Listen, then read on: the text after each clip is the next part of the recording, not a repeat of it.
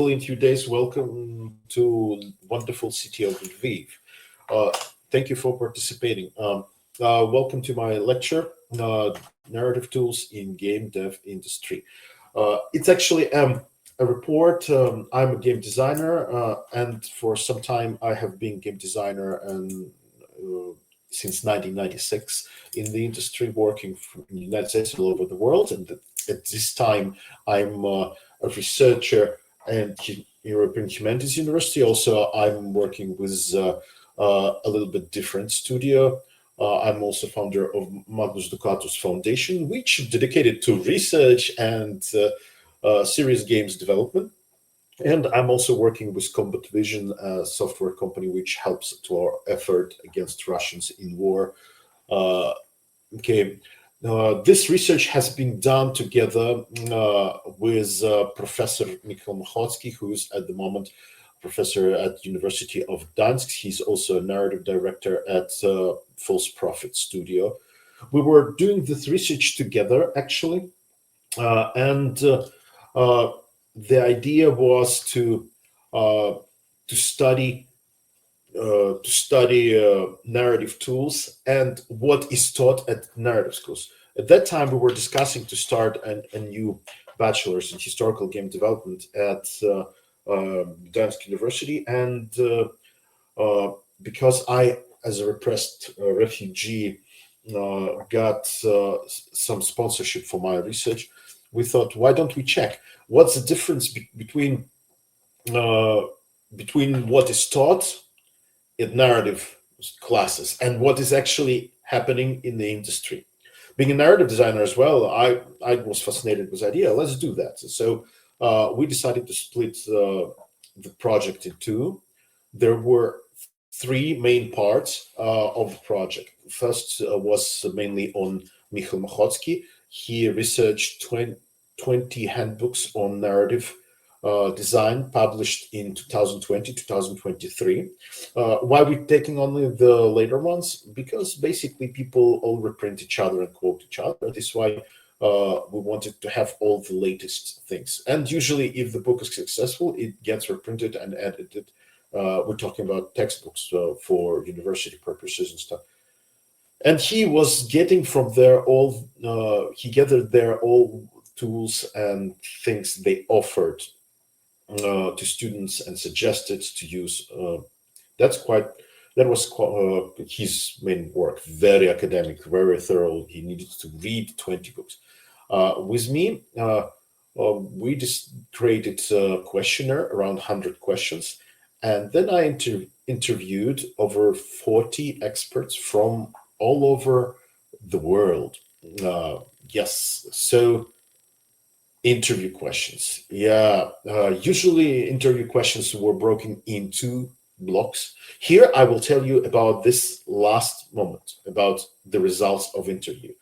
I will tell you what over 40 experts from all over the world, some of them top legendary in the world, told me about what they use and what they don't use while working as narrative designers, working on narrative tasks. Some of them have dozens and dozens of years of experience. So let's hear what they're doing. Okay, interviews. It's broken into three blocks mainly. First of all, first block is personal, about personal data. So just so you knew, we got in the interview narrative designers from 6 years of experience in the industry to 44 years of experience in this industry. Geography of interviewed experts from USA, Netherlands, Poland, Ukraine, Czech Republic, Belarus, Brazil, UK, Finland, Sweden, Denmark, Norway, Canada, Lithuania, and Estonia. You can see that I've taken a lot from our region, but also there were some really, really experienced people from more prominent studios. The positions of people who has taken the interview vary from lead narrative designer, CEO, creative creative director, lead writer, professor of game design, narrative advisor, narrative director, narrative designer, story designer, writer. Sometimes some narrative designers, they would hold several positions. For example, some of them are narrative designers and game designers in a studio or as directors. At the same time, they professors of game design in university or local academic college or school. Okay, games created by respondents, vaguely counting. If we gather all games created by the people who were questioned, by all 40 plus, though, there would be more than 312 games released, created by them, which is amazing. But it's an old number. It should be updated because now, to the moment of interview, because now this number is much greater. It's a couple dozen greater, probably. Okay. Where and how did you learn skills necessary for this profession? That's quite interesting question.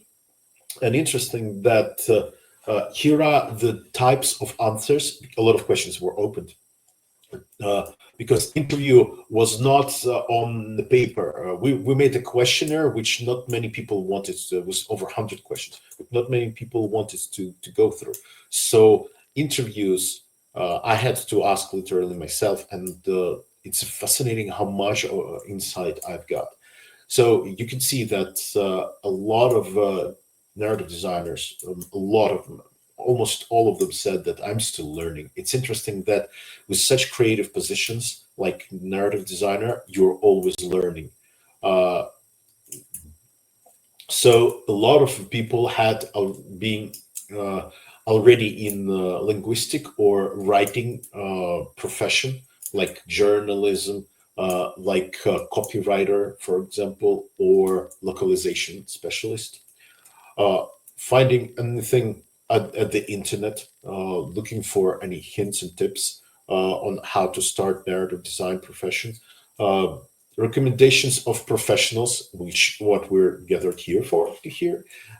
Reading a lot, that's very important, as further research showed, like creating, and a lot of you understand, in game design and narrative design, a lot comes down to your aesthetic sense, and that has to be developed. Watching good movies, because you need to get visual narrative as well down, and you can acquire it only with watching movies. Writing own scripts for pen paper role-playing games, not common to Eastern Europe, but still it's a big thing, especially in United States, United Kingdom, and it's a wonderful motivation for working with written word, for putting down the story, creating quests and things like that. Reading books for script writers, talking of other writers, cross-project writer meetings,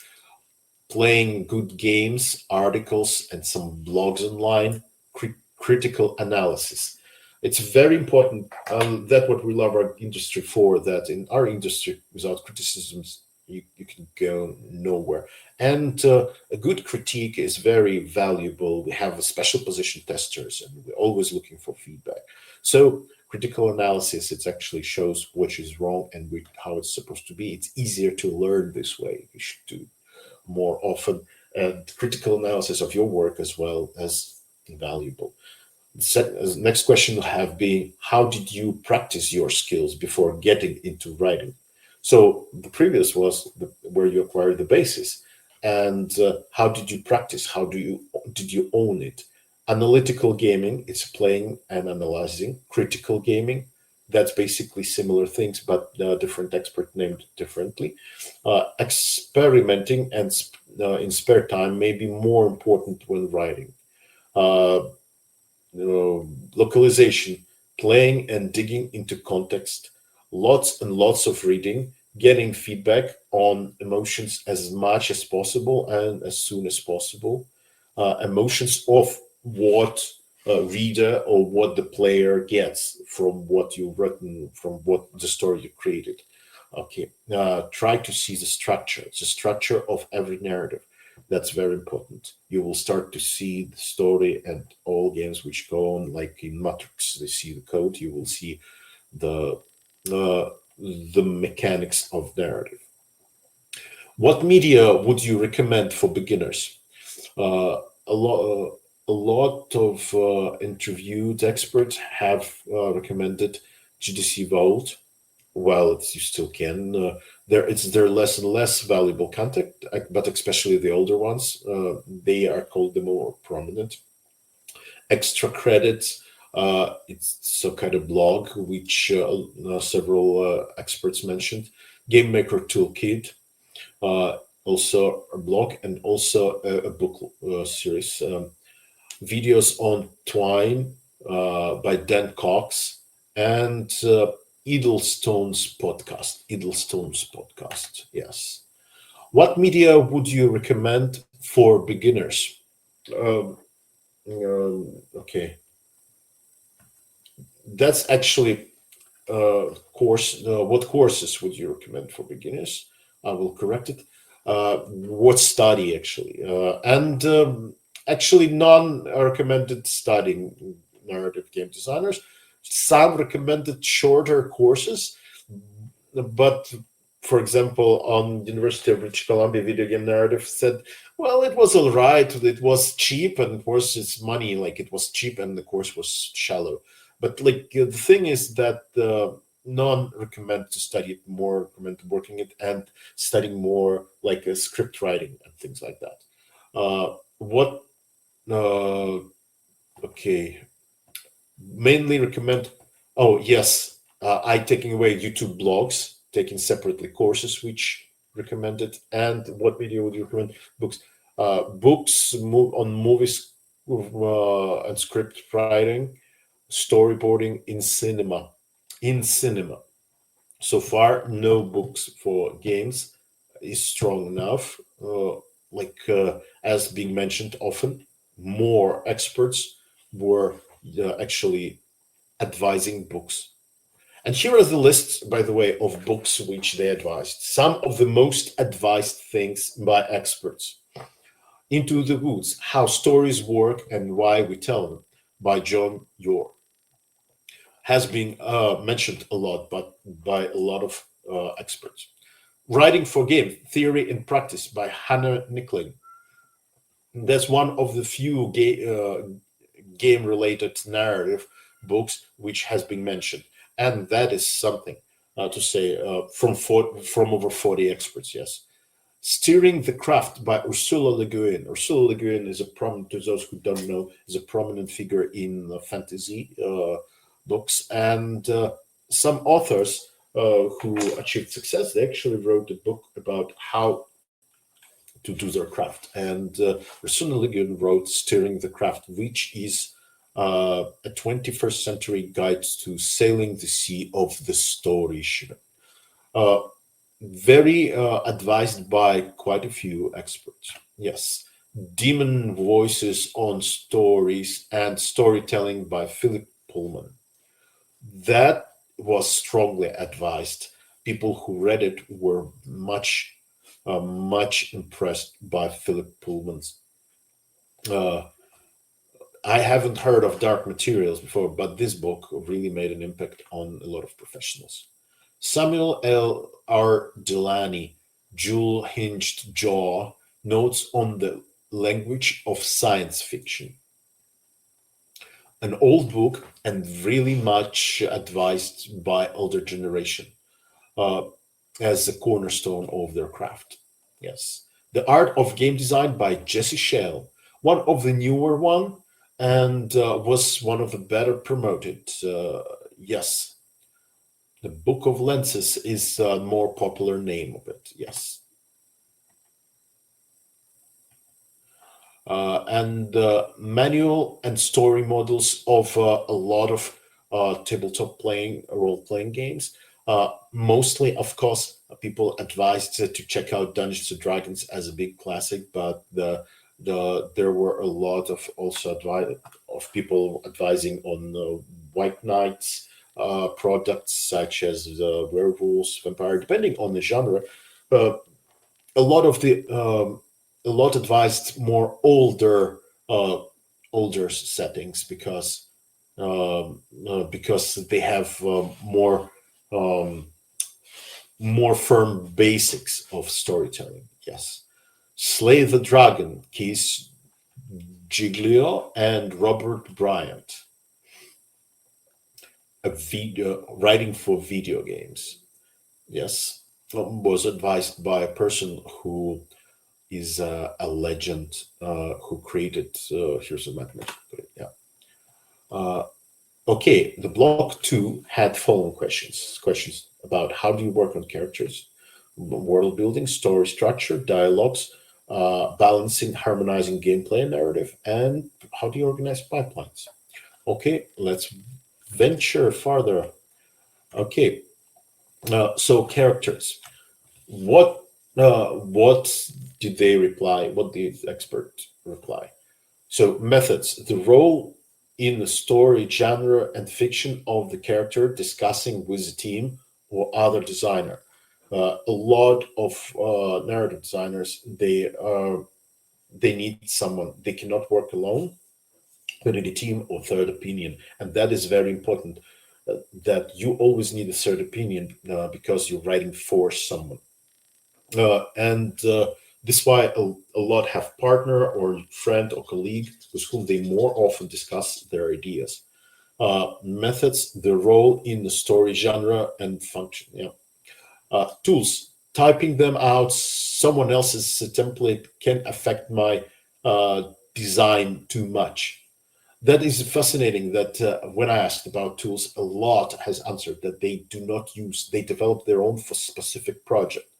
Uh, they're afraid that someone else's template can affect my design too much. They're afraid to start to think in the box. You always have to challenge your skill, not make it easier to not provoke atrophy. Your skill has to work, your talent has to work and become sharper instead of cutting corners to work less. Character template, own fear, dreams, etc. Mood board, artistic intuition, better than template. 21 question.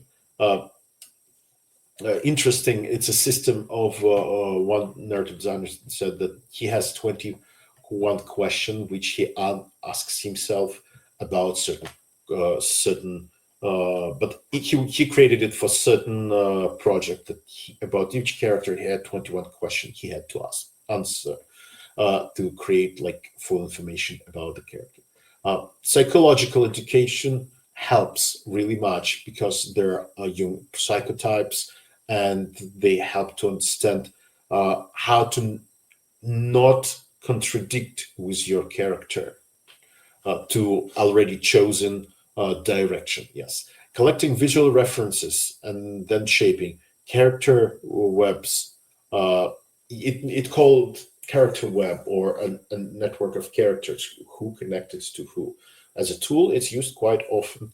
It looks a little bit like investigators board. Yes, uh, character sheets. Some create character sheets for certain projects separately. Yes, and one pager about character description. Yeah. Software. What software do you use? Spreadsheets. Well, basically Excel's word processor, Mira Confluence, Notebook, Google Docs, mind maps, Excels. Fascinating that Mira was one of the most advised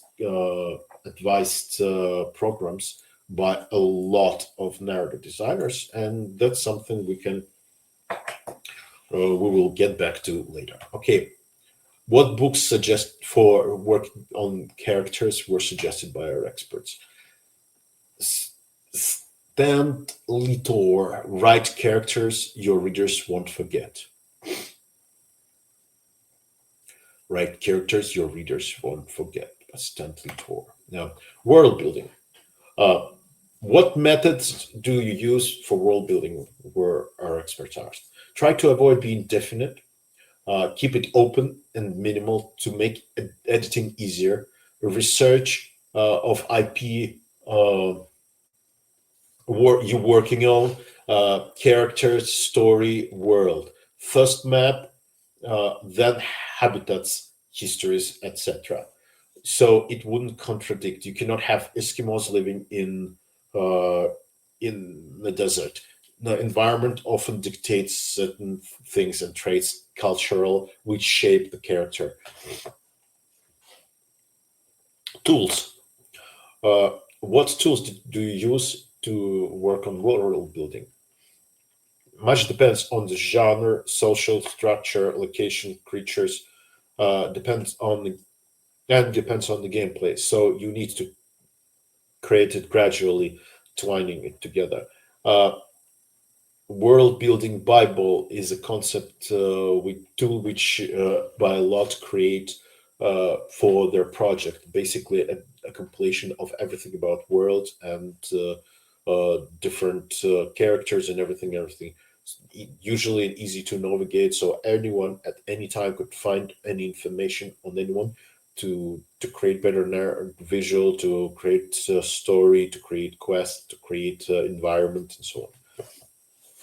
What software do you use to work on world building?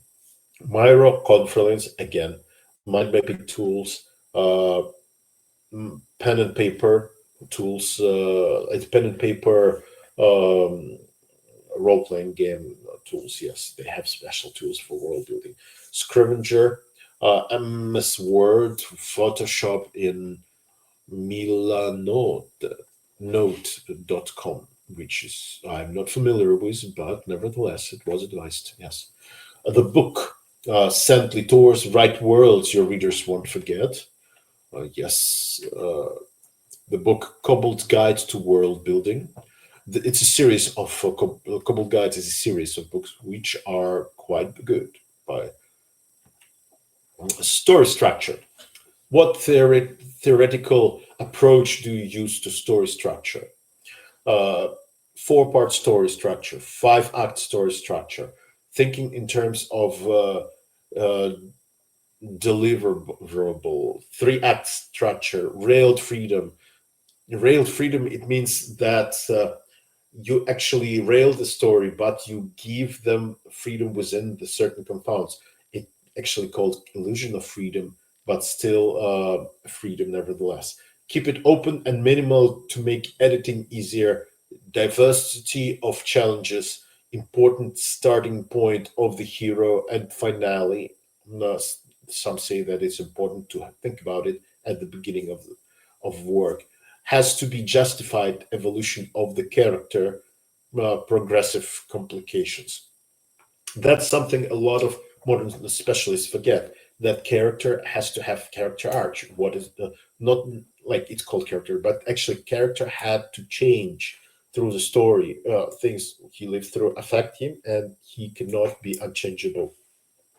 Otherwise, your character will. It has even if he's unchanged, it has to be justified by the story.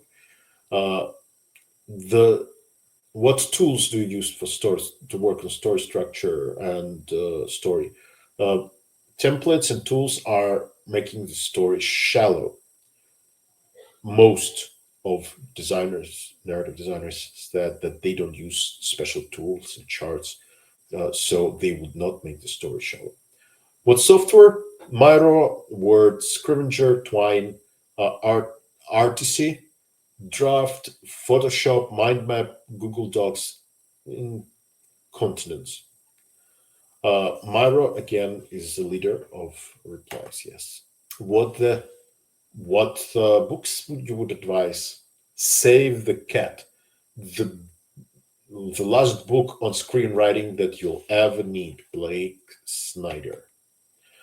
The Hero's Journey by Joseph Campbell, as you know, as you heard perhaps, and there also the Joseph Campbell's The Hero with a Thousand Faces, about which basically will help you to understand that most stories you know have the same structure. Robert McKee, story, substance, structure, style, and the principles of screenwriting, which is supposedly a award-winning scriptwriter in Hollywood. Uh, Dialogues. What theory do you use to work on dialogues? Purpose of the character interaction, pathfinding puzzle. My like First of all, it's a good advice. When you're working on dialogue, first you need to think why they would be talking and what for, and keeping it in mind. Everything has to adhere. Pathfinding puzzle. Pathfinding puzzle needs to sometimes it's a structure of dialogue uh, which you need to use, like choosing different options, finding the one which will open new options to you. Mainly binary, uh, couple answers to this to replies to a certain dialogue option, and that's it. People sometimes keep it small, but the quality of dialogue, which means more, less words, more energy. Think about style and language every character is using. What tools? Acting out, acting out with someone actually helps because you can feel if something doesn't work right for this specific character. Framework, uh, interesting. Also, frame having a framework is a tool for dialogue writing, which helps you to structure a dialogue. It looks like something on Twine, actually. Uh, the software, what software is used? Google Docs, Excel, write into the engine, uh, in corporate ware. Yes. And the books were advised for dialogue. Dialogue, the art of verbal action for page, stage, and screen by Robert McKee. Next question was balancing and harmonizing gameplay and narrative. Game mechanics comes first. A lot of people mentioned it. The thing is that in game mechanics is the main thing. It drives the game, makes it popular. Everything else can complement it to make a game better, but the main and foremost core thing in every game is game mechanic. So it comes first, and then you go on from there. World and story should span from that. True danger to heroes has to. It means that the main characters they have to be in danger during the story. Otherwise, there would be no emotional attachment to the story and to the game. Revival devalues challenge, uh, using a lot of referencing, procedural collaboration. It Revival develops challenge. It means that you cannot make it too easy, otherwise the game will become uh, less challenging. And challenge is an interest. Some people like just something mindless and which has no purpose. If the game play is good, but to keep more people, to attract more people, you have to have challenge, and you have to justify it in the end. You have to balance just right the challenge and the possibility. So it wouldn't be too hard. Others, we know the genre Souls like for games which have too much challenge. It's the Stalker, for example, for one. Using a lot of referencing, that actually speaks for itself. Procedural collaboration, it means that you have to talk to different uh, team members and discuss with them possibilities and moments to balance out your work. And obstacle steering, you need to create obstacle, and plot is better steered not by things like plot armor and so on, but by obstacles. Sometimes when it actually you can just create an enemy which he can only defeat if he's strong enough, or for example some puzzle door you can open only having a skill which you can acquire only at a certain moment of game, And that is a more effective way to balance out, because it all depends on gameplay and skill, and basically prepares challenge obstacle prepares a person to this segment of the game, uh, ensuring that player is ready. To have impact on other departments, keep it short. Really good advice, because other departments, they don't have time and possibility and sometimes desire to read too much. So if you want to really get your idea through, keep it short and concise, so they would be able to learn. Okay, and what software would you advise to work on balancing out and so on? Jira, Trello, GitHub, Google Docs, Google Slides, and of course, Miro. Okay, pipelines. How do you organize working on narrative? Do you have pipelines you're setting down for narrative work in the team to be effective? Breaking into tasks which take no less than a half a day to a week. Need to be entertaining and comprehensible by the team, and short version of the specific information for each team member.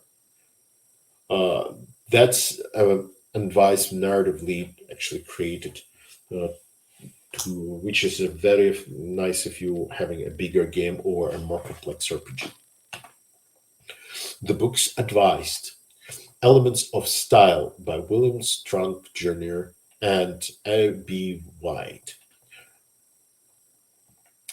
Okay, the block 3, which is one of the last blocks, it's actually a wrapping up questions. What top 5 uh, top 5 things where people should look for narrative design knowledge, narrative design advice, mentorship.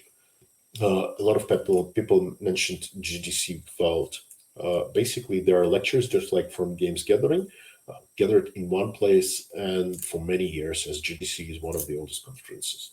Emily Short's blog, Self Training in Narrative Design. Mark Rosewater, 20 years, 20 lessons learned. Braden Saunders, Creative Writing Lessons. Uh, Also, many people very much advised to read classics, The Lord of the Rings, Dune, Star Wars series, but a lot advice only the first book. Yeah, uh, and The Watchmen, considered to be some those masterpieces which will teach you and help you to understand what the masterful narrative is. The Hero's Journey, the Hidden Tools of Comedy, and comic journeys, comic hero's journey. Some books I could not find, but also were advised. Yeah. Okay. What would you recommend to do to practice skills? Finding games that come with their own level editors and work with them, creating stuff. Make character profiling, describe a character, analyze him, look at every detail and mannerisms. Practice character encounter, short stories, twine games. If you do not like it, do not. Game jams, get things done, soft skills and feedback. Okay, the thing is that you need to complete things you're doing. If you don't like it, it's maybe not yours, but try to participate in game jams because they set up the deadline and you need to learn getting to. Some believe that in game industry, the most important thing is to getting things done. Also, you need to develop soft skills because you will have to communicate with a lot of people and you will need to learn how to receive feedback and you need to get this gratefully. Also, you will need to learn to give feedback when you're asked as well. And that actually a courtesy we give to each other. As with me, as with anyone else, if you will analyze and criticize my things, great, I gratefully will accept it, and I gladly will do the same courtesy to you, because only by getting feedback we can make game better, because it's an iterative process. And in our industry, we understand more than anyone. Write a lot. As I remember, Ben Macau was speaking. He's a lead writer on. He was a lead writer on Horizon games. He actually said that I would hire a person who would write no matter who I hire him or not. He will be writing. I can see that he writes. It's his job and his life. That's which is wonderful. You need to make it. If you want to be writer, it will be part of your life. Otherwise, you should not go into this area unless you want it to be part of your life. Better fail. You need to write bad things which you fail to fulfill. You will learn from them as well. Short stories, twine games. If you do not like it, do not do. Again, yes, game jams, reading and watching, playing and deconstructing analysis. Uh, Practice on real projects. Break out illusion bubble. Illusion bubble. It's actually your own opinion about your work.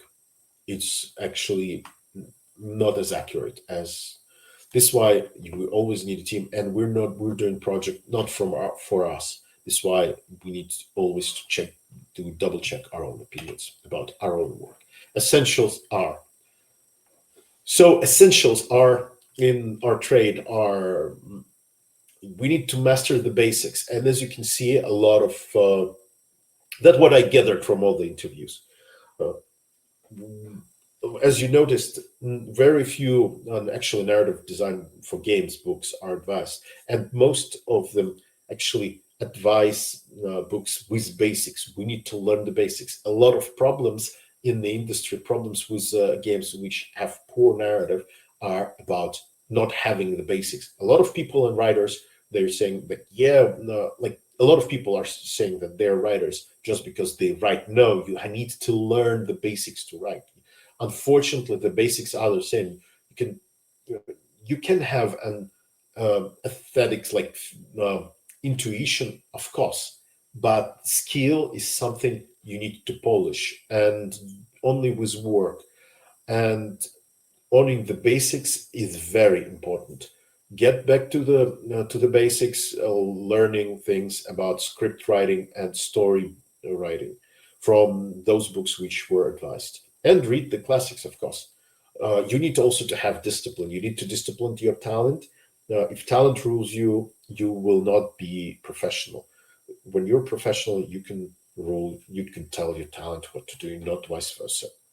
Soft skills, you need to learn to communicate with other people, because creating games, the bigger games are, it's always a cooperative work. Even if you're making a game yourself, you will need people to check out your game, and you need to organize it somehow, and there are a lot of other moments. uh, Flexibility, you need to be flexible. Sometimes if you have so-called darling in some kind of plot, or you want setting to remain like steampunk or something, it can harm your story. You need to make up some kind of system which will help you to change things. And why you would change it? Because sometimes it's just better for the story to give up some of your darlings, and that actually will help you to find new decisions. You can see the way only as you're going, and the way can change. So you see the road only as you're going, and no roads stood the same, like it's an old saying. Yeah. So do not ever stop learning forever. Do not ever stop criticizing own work and asking for feedback. A very important part of our trade. So as a result, I can tell you that there is no single definition on how to make, no single correct way. A lot of people actually afraid to use tools, so no single tool. Uh, some tools are created for specific games, but if you're a writer, a lot of writers, they prefer to write more, to work more, not to look for a tool which will make it their life easier. They will look for a tool to which would make for this specific project, which would make your work more focused. No shortcuts and no freedom, unfortunately, because a lot dictated by the gameplay, by the other parts of narrative, and the more you get, the more limited and narrower choices for narrative are, because basically the story grows from several core ideas. But as soon as you will accept these reflections, you will become free. Thank you very much. Do you have any questions? Thank you very much for your lecture. I want to remind our viewers that you can ask questions in the Pine app in the chat or Q&A section, and the speaker will answer them right now. Yes, feel free to ask. If not, just write me and I can share with you some of them. The interview was conducted in audio, and maybe in the future we will gather it all and make some kind of book. It's actually very insightful.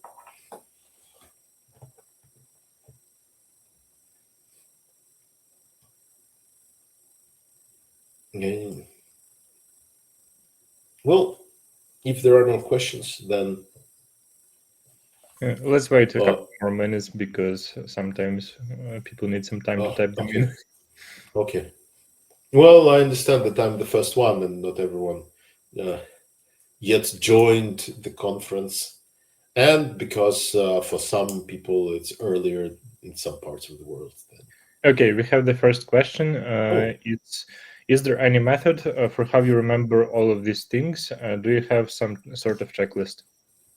The thing is that as when you're working on a game, the most popular thing for a bigger narrative, if you have too many things to remember, is a world Bible. They call it a Bible. Like basically, it's a compilation of information about your game and your structure. It in a way is easy to navigate. Basically, a structure of a world, like you break it into regions, like a description of countries, geography, and things like that. That's very useful. And once you write down, or sometimes it's like a contract in business. You need to get with your team some things together and agree on them, then put them down, and then get back to them time to time. It's better to put them down because people forget. Yes, people forget, and you can't always hinting each other, like pulling each other back and telling each other. There should be a place where you all can check that out. Just make a document with links, like Wikipedia type for your own. Yeah, actually, Wiki sometimes gives opportunities, or you can just make a Google Doc with hyperlinks to like the other parts of descriptions. It really helps, and it would be easier to find like information about this character. Just putting the name, and you will be able to find where in the plot or something significant happened with him, her, or the region, or the mountains and things. That's it. Gods and cultures. You have to be writing it down. Some people remember it. From my experience in time, I'm just remembering. Like when I'm working on narrative, I'm just leaving it, and you're basically living. But I cannot do anything else. But living in it, and this is why I remember. For example, some people have other like strong sides, and but sometimes when the game like Elder Scrolls or something, there are special people who just keep tab on the lore and trying to like feel it. And there are huge infrastructure of narrative designers for White Wolf who are doing the story, and it's like all international big chain of things. But they all putting it down. There are actually Vampire Wiki with all the information about it, like Camarilla Wiki, I think, or something. With all the information about chapters, regions, who, where, histories of everything, which helps a lot. Yeah. Any more questions? Yes, thank you. The next question is, where do you get inspirations for your work? What sources do you consider the best? It depends on the work. You need to. Right now, there are a lot of sources to get inspired. Sometimes you get inspiration from everything. When you get down to your work, depending on the genre, you can watch classics because references sometimes they can add an attribute to your. Don't be afraid to reference something really good in the movie. For example, if you're making about vampires, watching. You're playing games about vampires, watching movies and animes. Well, it's now like a separate, huge, very creative genre with a lot of experimentation going on.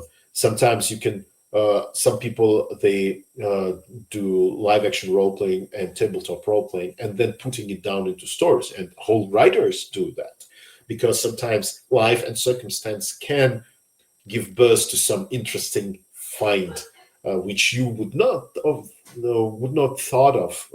Life is the best teacher, best source. Sometimes you can just go somewhere. Just keep in mind that what you're looking for, and you will be finding hints to it and uh, some kind of interesting tips all over. Just go travel to the places. Depending, sometimes you can talk to people, to creative people, and they would give you some hints and ideas. A lot of times we spoke with some colleagues and would advise to each other, and that's what we're grateful for to each other. That's a community. We all are community, and you never know who you're going to work with. Now he's advised you, then you work in a team, and so on. It's like in the movies. Not necessarily, unless a company even when company is yours, not necessarily you're not going to work together in some other project. So we have to be colleagues, and we have to help to each other. At the end of the day, we all profit from good games because we want for good games to be more, and like we have to support each other. It's about craft and art. Thank you. The next question is, what would you suggest to avoid possible narrative plot holes when setting up relations between characters? Mhm. To avoid plot holes when setting up a relationship, first of all, do not create problems just for the sake of it. You need actually there were mentioned like Jung's psychotypes and stuff. You can find. I personally actually derive a lot of things from a psychological method of tale therapy. There are a lot of types of characters, and when you already understand that those characters of the same time they bound to have certain conflict, uh, and you should really think about them not contradicting to who they are. That is very important. You should not force your characters to do what they would not do. It might happen in front of them by some other people but not by them. Think about it, that you not necessarily have to force your character to do everything himself. Sometimes he could be a spectator, and to avoid further plot holes in character relations. Uh, Also, there is important moment: show, don't tell. It came to us from theater. It came to us from classic television, and that is important because we live in and work in the environment where we should not tell everything. That's actually was a red flag when there was a Star Wars new game, and in the trailer, oh, the most wanted and greatest smuggler in the universe is visiting me. Yes, who would say that? Come on. You can show it. You can show a wanted post. You can show. There are a million moments you can do that in a second without telling about it, and that is a sign of a very bad narrative. Like in Doctor Who's special, when they had a transgender person, like, uh, uh, they had to say in the plot, well, she's beautiful, she's beautiful. If she's beautiful, people will see it. You shouldn't tell to your audience. They would be irritated. No, she's not. I mean, it's if they do not agree with the character who says that, then they would not agree with anything else that they're saying, because you're for them this a quest giver or whatever purpose character said later on loses credibility, and they lose relation to the story, because they fear that you trying to force something on them instead of doing it. Uh, it's a very important moment to not force characters, like show don't tell. Uh, you should not put everything into words, especially because words could be skipped and visuals. Sometimes also, well, if you show don't tell, it saves time for the player. He gets quicker, more information. Yes, we should I use think all we have time dimensions. for, Yeah, yeah. we have time for the last question. It is how to create a good playable game without a story like The Sims. Uh, Without the story, how to create a good playable game without the story. What? I'm sorry, it was a question. What was the last part of the question? For example, The Sims. The Sims. Uh, well, The Sims actually, it's it's a simulator. It's a life simulator, and it's a game with gameplay, and the story actually created by you and actually provoked by possibilities. If you're We can understand that if you're playing a strategy, then you have a certain type of story that you start small, you build up your strength, and then you go conquer, you struggle, you lose. It's also a story. It seems you need to earn money, you need to do this, to do that. Uh, it it's a simulator where or they give you tools, and by providing you tools, they give you certain story. At the beginning, when it seems you had less mechanics and possibilities, basically they it seems to you that you have a big range of possibilities, but it was very stirred and limited. They actually gave you a story of a person who just was doing everyday things as a normal person, but uh, in time they would give you more and more possibilities, make them more regional, kinkier, and you would be able to do, it seems, things, other things, like make more original life and things like that. Basically, it's the same as a role-playing game. It's more of a mechanic, like an engine, like Minecraft, for example. It's a tool based. They give you a certain sandbox where you can build up your own world, your own life, your own story. But the mechanics and challenges, if there would be a rule that every after like a certain amount of time, after certain days, like the black camps or some cataclysm, that's a challenge steering. They force you to use all possibilities to build up certain like amount, like in survivals. Basically, sometimes they're like sim you survival craft survival. You go and you gather and things, and very popular zombie survivals where every certain amount of time you will get a wave of zombies and you have to build your house to resist that. That actually seems like there's a freedom, you can travel, do everything and build everything, but actually by the challenge steering or obstacle steering, as we mentioned before, they actually force you to do that specific thing. Just like in Minecraft, at night zombie comes, you're planning already some, or at night like dark things come out. You're already planning certain thing. It has a little bit stirring, but you can adjust the plot, and in time you just drop there more and more mechanics for people to have wider range. You drop more challenges, you give more conditions, and people experiment. Basically, that's how you make a game like Sims. Sims is a simulator, which used to be quite boring at the beginning. if you look at it. Now, it just, in time, they added more possibilities and varieties. Yeah. All right, thank you very much for your lecture and your answers. Unfortunately, it's time for us to end.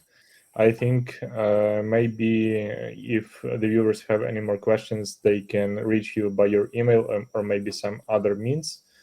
So again, thank you. Do you have any final words?